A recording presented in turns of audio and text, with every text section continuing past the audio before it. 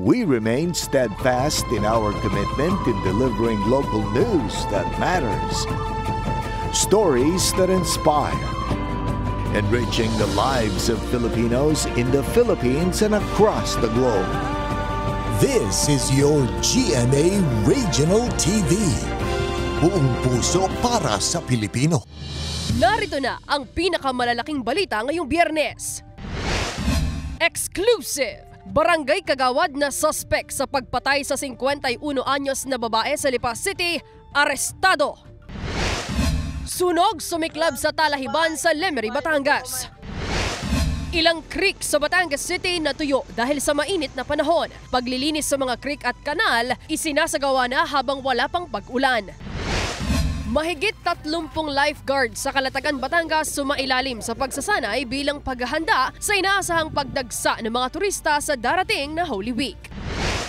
At iba't ibang produktong lokal sa Batangas, tampok sa Trade Fest sa Lipa City.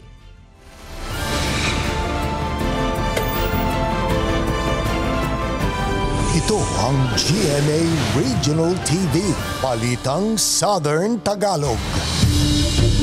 Magandang hapon mga kapuso, narito na ang Balitang Southern Tagalog. Hatid namin ang mga pinakamalaki at pinakahuling balita sa Timog Katagalugan. Live mula rito sa GMA Batangas Station, ako po si Ace Medrano.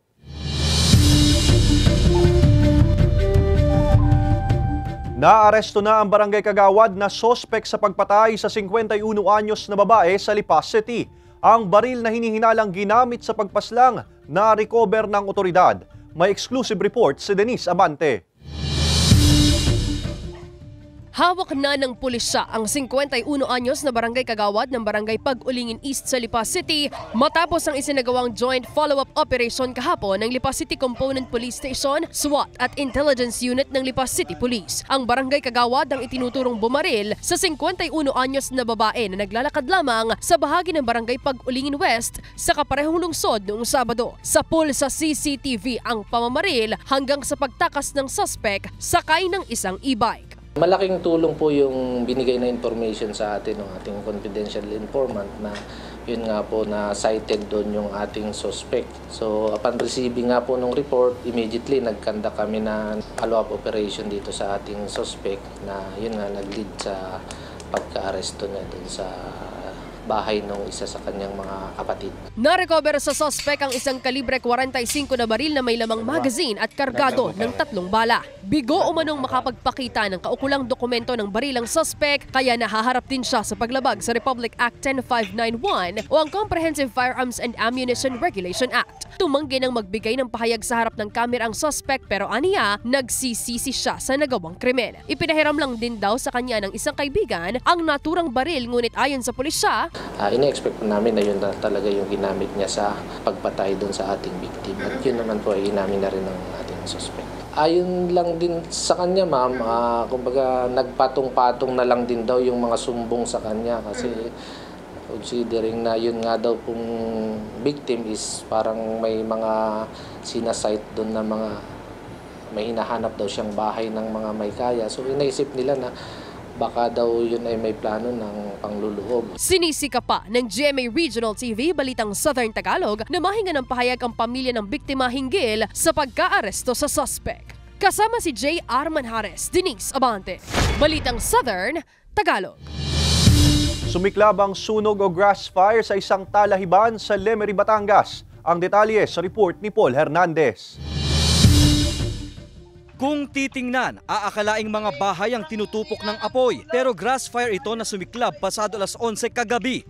Ayon sa otoridad, talahiban ang nasusunog na may lawak na 1,000 square meters sa barangay Mataas na Bayan, Lemery, Batangas. Nagsimula raw ito sa isang siga ng basura. Parang napabayaan na nilaban na basura. Ito naman ay pinagbabawal yung mga pagsisilab. Sinasabayan pa ng malakas na hangin ang pagkalat ng apoy na bumulabog sa mga residenteng naninirahan malapit sa lugar. Dinig sa video ang pangamba ng mga residente. Mabilis lang daw na nawala ang apoy. Wala ring nadamay na bahay sa sunog. Naturally na siya, namamatay. Kasi yung apoy na wala na siyang panggatong, fuel, yun po ang requirement sa isang magkalikha ng apoy. Kung naubos na po yung dalahit, namamatay lang po siya kahit wala po tayong ginagawa. Bili ng BFP, iwasan ang pagsisiga ng basura sa mga open field kung saan maraming tuyong mga dahon. Dito kasi madalas nagmumula ang malaking apoy. Mabilis din kumakalat ang apoy lalo't mainit ngayon ang panahon. Paul Hernandez, Balitang Southern Tagalog. Hindi muna nagtanim ang ilang magsasaka sa Lipa City ngayong nararanasan ng mainit na panahon. Samantala ang Lipa City LGU humihingi na ng solar-powered irrigation sa Department of Agriculture. Narito ang report ni Denise Abante. Sa mahigit 10 taong pagtatanim ng iba't ibang klase ng gulay, batid na raw ng magsasakang si Mang Virgilio na hindi kaagad makapagtanim kapag ganitong nakararanas ng matinding init ng panahon. Halos 2 buwan pa raw ang hihintayin simula ngayon bago muling makapagtanim. Ayon kay Mang Virgilio, ngayong nakararanas ng mainit na panahon, hindi muna niya matatamnan ng kamatis itong 1 hektarya ng taniman. Ay di wala akong mangyayari. Talagang hindi ako maaari naman. Ilang beses kami nalog dito. Inihahanda na lang daw muna niya ngayon ang taniman bago tamnan sa Mayo kung saan inaasahang magkakaroon na ng pag-ulan. Umbordeho ng kalbang, tapos pinalinis daw ang aming tatanman. Hindi natin na lang ang buwan ng Mayo yan. Oras ng pumatakong wala, tatanim mo kami. Habang hindi pa makapagtanim dahil sa nararanasang mainit na panahon, nakatenga pa pansamantala itong 1 hektaryang taniman. Bagay na dapat umanong ipinagbibigay alam sa City Agriculture Office para kahit papaano ay mabigyan sila ng punla o anumang ayuda. Ito nga po isang mahalaga pa din, yung reporting. Kasi po pag hindi po sila nakapag-report, hindi po natin maa-account yung damage sa kanila. Alam naman po natin sa gobyerno, yung atin pong basis ng pagpoprogram para sa mga ayuda sa mga ganitong kaso ay base din sa reported sa atin. Hindi po tayo pwedeng basta maglagay nang wala namang pong reported. Hindi raw ito batid ni Mang Virgilio, pero balak na raw niya itong ipagbigay alam lalo na nang malamang may solar-powered irrigation para sa mga taniman ang City Agriculture's Office. Napakaganda po noon kasi pwede na nating patubigan gamit itong ganitong klaseng system. Summer, even summer na may El Nino po tayo, pwede po tayo makapagtanim kasi may tubig po tayo. Makakatulong din po dahil sikat talaga yung araw tapos libre pa. So yun po yung isang tinitingnan natin. Actually may mga request na po tayo sa DA para dyan sa ganyang facility. Waiting na lang po tayo nung kanilang pagbaba. Ay malaki tulong talaga yan. Napakalaking tulong ho. Ay pwede kami tumanim na kung masyadong may solar power ho ngayon na irrigation. Makakatanim mo kami bisila walang ulan. Abiso naman ng city agriculturist sa mga magsasaka. Mahalaga po na ma-report ninyo kung ano man po yung nakikita ninyo sa inyong mga taniman. Iparating po ninyo sa aming tanggapan. Bukas po aming tanggapan, Monday to Friday, 8 to 5 po. Kasama si J.R. Manjares, Denise Abante, Balitang Southern Tagalog. Dahil pa rin sa mainit na panahon, natuyo na maging ang ilang creek sa Batangas City. Ang detalye sa report ni Paul Hernandez. Sa tindi ng init, natuyo ang creek na ito sa bahagi ng Palyocan West sa Batangas City. Natambakan pa ng mga halaman pero unti-unti na rin nakahinga ng hanguin ng mga sariwa at tuyong damo rito. Dagdag pa ang makakapal na lupa. Ginagawa ito sa gitna ng maaraw na panahon habang hindi pa nagpaparamdam ang malalakas na pag-uulan. Kapag nagkaroon ng mga pagbaha o mga malalakas na pagulan, nadadala naman dito sa baba. Tinatanggal natin yung mga banlik para mas mabilis na makalabas yung tubig, yung mga tubig baha natin. Marami-rami pang araw ang gugugulin sa dredging at cleanup operations sa mga creek at kanal sa lungsod na nagkokonekta sa Kalumpang River. May mahigit 100 creek sa lungsod na pinagdadaluyan ng tubig. Ngayon, panahon tayo ng El Nino, at alam naman natin na kapag matindi yung El Nino, ang kasunod niyan ay yung La Niña naman. Kasi marami na yung itinaas na tubig sa atmosphere. Sabi ng CDRRMO, kadalasang mula sa mga bahaya ng mga basurang gaya ng mga plastic bottle na dahilan ng pagbaha. Huling nakaranas ng matinding pagbaha sa lugar taong 2020 nang tumama ang bagyong Rolly sa Batangas. Tulong sa pagbibigay abiso sa mga residente ang nakakabit na early warning device sa lugar kapag may pagtaas na ng level ng tubig sa creek. The same way, yung ating mga barangay official naman, yung counterpart ko dito, kapag nakarating sa kanya yung report, ino-notify niya ang ating operation center. Ang kalinisan nagsisimula raw sa sarili, kaya dapat isabuhay ang responsabling pagtatapon ng basura. Kasama si Buhay Adante Jr., Paul Hernandez. Balitang Southern Tagalog.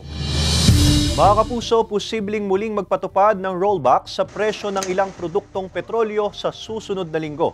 Ayon sa Department of Energy, batay sa 4-day trading, posibleng walang paggalaw sa presyo ng gasolina. Pero posible rin itong mag-rollback o tumaas sa 10 sentimo kada litro. Nasa 20 hanggang 40 centavos naman kada litro ang posibleng ibaba sa diesel. Sa kerosene, posible ring walang paggalaw sa presyo pero posible ring bumaba sa 10 centavos ang kada litro nito. Pwede pang mabago yan ngayong araw na ikalimang araw ng trading. Ipinagdiriwang ang Taal El Pasubat Festival ngayong araw, March 15. Ang iba't ibang aktibidad na tampok sa selebrasyon, tunghayan sa live report ni Paul Hernandez. Paul?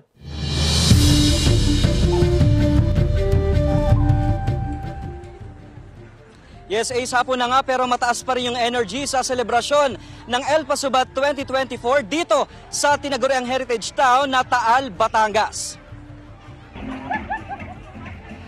Magbabarkada, magpapamilya ang dumayo sa Taal, Batangas para saksihan ang makulay na El Pasubat 2024. Ngayong taon, tampok ang 11 karosa sa Grand Float Parade na sinundan ng nasa 10 grupo ng mga street dancers mula sa iba't ibang eskwelahan sa bayan.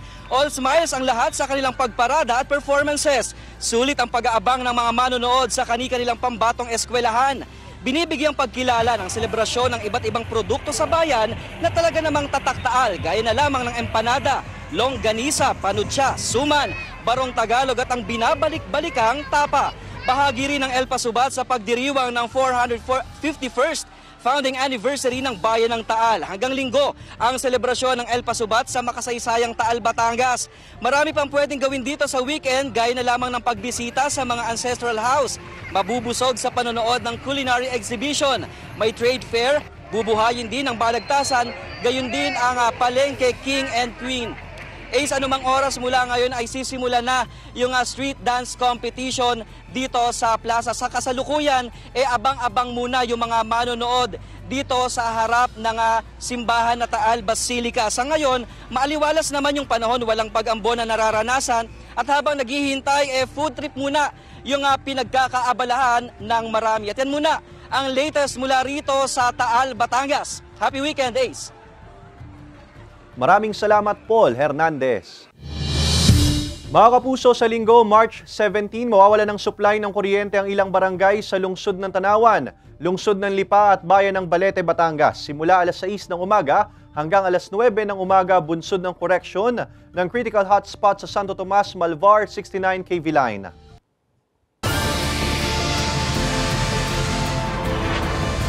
Ito ang GMA Regional TV. Balitang Southern Tagalog.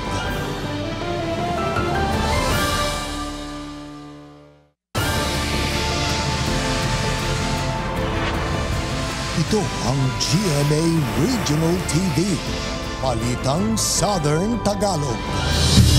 Lumakas ang kita ng water refilling station sa Batangas City ngayong nararanasan ng mainit na panahon. Naritong report ni Paul Hernandez. Ang mainit na singaw ng kalsada dulot ng tirik na araw, talaga nga naman daw nakapanghihina. Kaya para iwas dehydration, may baon palaging tubig si Jose sa pamamasada. Pag sa umaga, hindi pa masyado yung kalsada, pero pag yung katirikan na, lalo dito sa highway, parang talagang may umuusok-usok yan na lalo aspalto eh. Lumalakas na rin ang benta ng malamig na bottled water ni Ina. Yung minsan po, yung mga dumadaan dito, minsan po galing po sa simbahan, yung mga sumisimba. May mga pagkakataon namang maagang nagbubukas ang pinagtatrabahuhang water refilling station ni Virgilio para sa mga nakaschedule na delivery. Mas tumataas daw ang konsumo ng ilan nilang customer sa purified and alkaline water. Maano daw sila, sir? Mabilis sila sa tubig kasi mainit ang panahon ngayon. Umaabot na raw ngayon sa 120 water gallons ang nabebenta nila kada araw mula sa dating 70 galon. Sa gitna ng malakas na demand, hindi naman daw sila nagtataas ng presyo. Tinitiyak din ng kalinisan at kalidad ng tubig na ibinebenta. May mga sanitary permit sila sa tindahan. Katunayan na pasado sa sanitation standard ng City LGU. Number 1 po dyan yung bakwas po, yung paglilinis at pagpapalit po ng filter. At saka kailangan po, yung paglilinis po ng galon, kailangan maayos para hindi po makontaminate yung ating tubig. Ayon sa City Health Office, regular ang inspeksyon nila sa mga water refilling station sa lungsod. Kasama si Buhay Adante Jr., Paul Hernandez, Balitang Southern Tagalog. 5 volcanic earthquakes kabilang ang 3 volcanic tremors na tumagal ng 3 minuto ang nairehistro ng PHIVOLCS base sa 24 oras nitong monitoring sa Bulkang Taal. Sa pinakahuling datos na inilabas ng ahensya, muling tumaas sa 13,991 na tonelada ng sulfur dioxide ang inilabas ng Bulkang Taal. Malakas ang pagsingaw ng pulong nito na umaabot sa 900 hanggang 1,200 meters ang taas. Wala namang namataang volcanic smog o VAG sa palibot ng bulkan, pero inabisuhan pa rin ang publiko na manatiling alerto. Nasa alert level 1 pa rin ang Bulkang Taal, kaya mahigpit pa rin ipinagbabawal ang pagpasok sa Taal Volcano Island, lalo na sa main crater nito at sa Daang Castilla Fissures. Maging ang paglipad ng anumang aircraft sa tuktok ng bulkan. Sumailalim sa pagsasanay ang mahigit 30 lifeguards sa Calatagan, Batangas bilang paghahanda sa pagdagsa ng mga turista. Alamin yan sa report ni Hazel Alviar. Isa sa mga dinarayong lugar sa lalawigan ng Batangas ang sandbar at tinaguriang Little Boracay sa bayan ng Calatagan. Dahil ito sa pino at puting buhangin, idagdag pa ang mga floating houses. Dahil dito isinailalim sa 5 araw na aktual na pagsasanay ang mahigit 30 lifeguards bilang paghahanda sa pagdagsa ng mga turista ngayong Holy Week. Malawak at masinsinan ang isinagawang training. Unang itinuro sa mga lifeguard ang pagkakaroon ng malakas sa stamina. Sunod ang tamang pagsagip sa nalulunod hanggang sa tamang pagsasagawa ng cardiopulmonary resuscitation o CPR bilang paunang lunas sa mga nasagip. May dalawa kasi tayong klase ng victim. So one would be conscious and non-conscious. So any flotation device that we can use, kunyari mga life vest, we can throw to the victim. And another one, ito yung isa natin tinatawag na unconscious. So ibig sabihin, hindi sila capable of reacting, responding. We try to tow them. When we say tow them, we try to swim towards them. Mensahe ko po sa mga turistang pupunta din sa amin, safe po sila pagpunta dito sa amin dahil unang-una, nandito pa lang po sa Pangpang, i-orienta po agad namin yan. Mahalaga rin daw na malaman ng publiko ang ibig sabihin ng mga beach flag. Ang red flag sa gitna ng dagat ay pinagbabawal ang paglangoy sa bahaging ito at kapag yellow flag naman ay may katamtamang alon. Indikasyon rin daw ang mga beach flag na may mga lifeguard na nakabantay sa lugar. Ibig sabihin ay yan po yung area ng swimming area natin na sila ay safe at may nakabantay na certified and equipped lifeguard. Target ng Calatagan LGU na makamit ang zero drowning incident ngayong Holy Week. Panawagan ng otoridad sa mga nagbabalak maligo sa dagat man o sa mga swimming pool na isaalang-alang ang mga ipinatutupad na mga panuntunan sa lugar. Hazel Alviar, Balitang Southern Tagalog.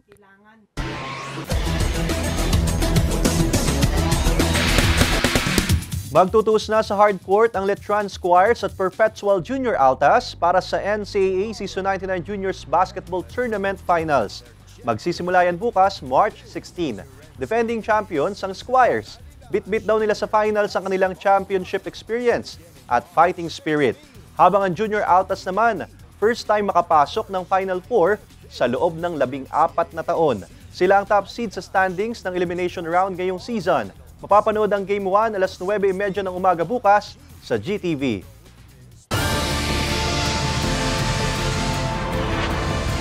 Ito ang GMA Regional TV. Balitang Southern Tagalog.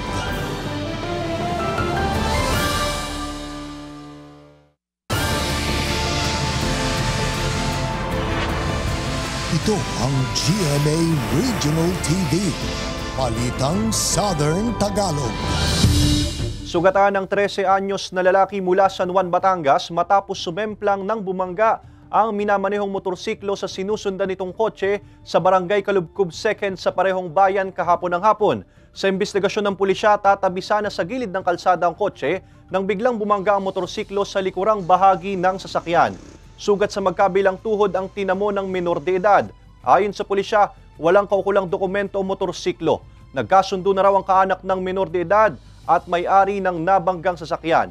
Sinisika pa ng GMA Regional TV Balitang Southern Tagalog na makuha na ng pahayag ang pamilya ng binatilyo at driver ng kotse.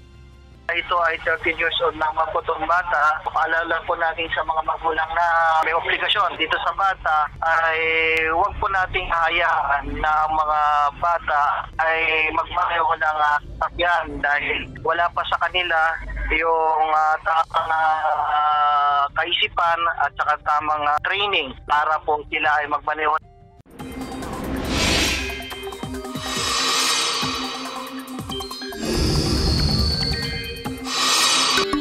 Mga kapuso, walang namamataang bagyo o sama ng panahon na posibleng pumasok o mabuo sa Philippine Area of Responsibility ngayong weekend. Sabi ng Pag-asa, humina ang amihan kaya hindi na rin nakakaapekto ang shear line sa anumang bahagi ng bansa. Magpapatuloy naman ang pag-iral ng mainit na hangin o yung easterlies. Pero kahit malinsangan ng panahon, hindi pa rin inaalis ang tsansa ng ulan. Base sa datos ng Metro Weather, may tsansa ng ulan sa ilang bahagi ng Aklan, Antique, Capiz at Negros provinces. Posible rin ang ulan sa iba pang bahagi ng bansa, gaya ng Southern Luzon at Visayas, pero mga kalat-kalat at panandalian lamang. Sarado pa rin sa publiko ang dinarayong Mount Makulot sa Cuenca, Batangas. Nagpapatuloy rin ang maintenance at rehabilitasyon sa bundok ayon sa Batangas Provincial Tourism and Cultural Affairs Office. Ang detalye sa report ni Paul Hernandez.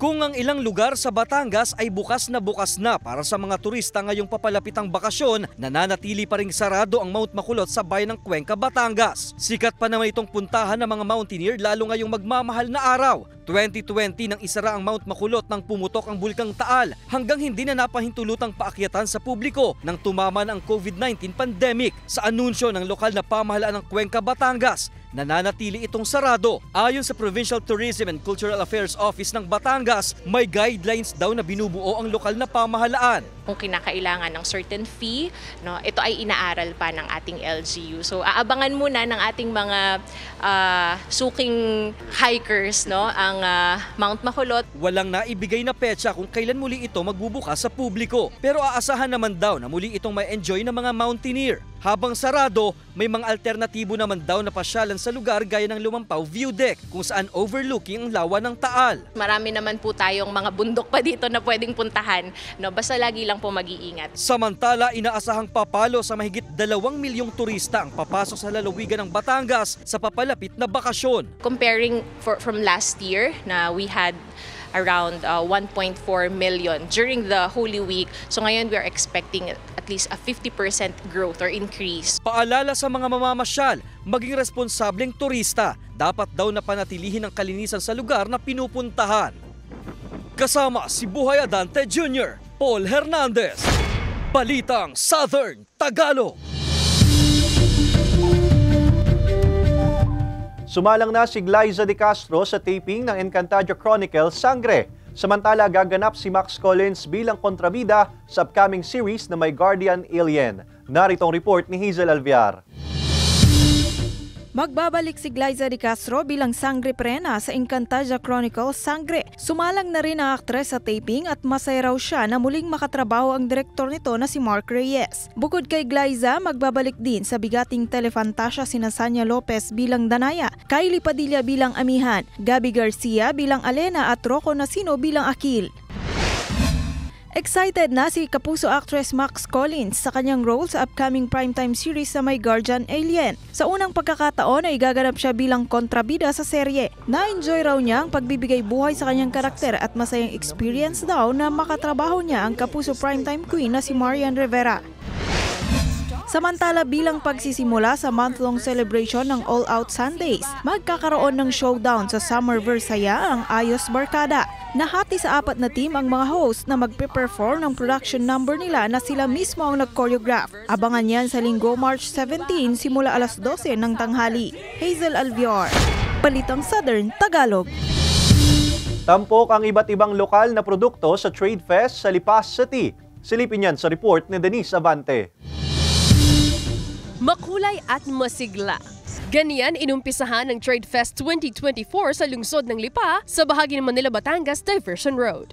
Tampok dito ang mga ipinagmamalaking produkto ng nasa 20 bayan sa lalawigan ng Batangas. Nariyan ang the best way daw to beat the heat, ang halo-halo mula sa Padre Garcia, sinaing na tulingan ng Bawan, homemade tinapay ng Cuenca at syempre pa ang kapeng barako ng Lipa. Hindi rin mawawala sa listahan ang mangga at tableya mula sa mga bakuran ng ilang magsasaka sa bayan ng San Pascual at ang fresh na fresh mula sa karagatan ng San Juan, ang talaba. Bukod sa mga pagkain, nariyan din ang ipinagmamalaking habi at kulambo ng bayan ng Ibaan. And of course, ang laging hinahanap sa handaan, ang lechong baboy ng Balayan. Para sa Tourism Officer ng Balayan, malaking tulong daw ang aktibidad upang mas lalong makilala ang kanilang bayan at ang kanilang produkto. Hindi hindi lang limitado sa mga taga-balayan ang aming mga nagiging produkto, yung kalamay, lechon, bagoong salakot. So ito ay nagiging opportunity din namin para maipakilala ang balayan, ang products, tourism, and ang agricultural na pwedeng i-offer